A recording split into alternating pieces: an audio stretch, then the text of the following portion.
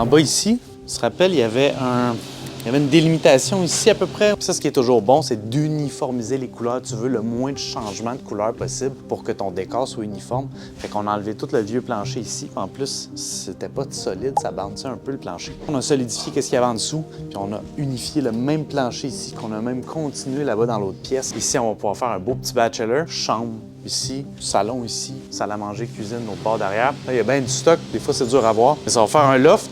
Fait que la personne qui va acheter ça, ben, elle a un revenu de plus en bas. Fait que c'est le fun. Garage, bachelor, plus l'appartement en haut. Ça devrait être attrayant pour les acheteurs comme appartement. J'ai hâte de voir ce que ça va donner sur le marché. Ça, c'est la pièce qui est commune. Fait que les deux appartements en haut, ils ont des rangements ici.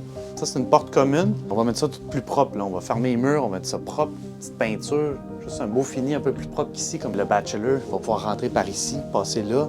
L'appartement en haut vont passer ici pour leur rangement. Puis ça va être cute, propre, peinturer le béton. Ça clean. Comme ça n'a pas l'air d'un sous-sol de 1910 avec des toiles d'araignée partout. C'est un peu moins Indiana Jones. Là, ici, il y a le garage. C'est un gros plus à Montréal. On a un beau grand garage ici. Puis là, ben, nous autres aussi, c'est le fun pour les travaux parce qu'on peut rentrer, sortir du stock par ici. Encore une fois, ben, ça va avec le reste. C'est un peu 1910. Il y a des craques partout. On est chanceux ici, c'est déjà pieuté. C'est solidifié, mais ça n'a pas été réparé tout ça. Là. Fait qu'on va boucher les craques, réparer tout ça. Peinture, mettre ça propre puis attrayant pour un nouvel acheteur.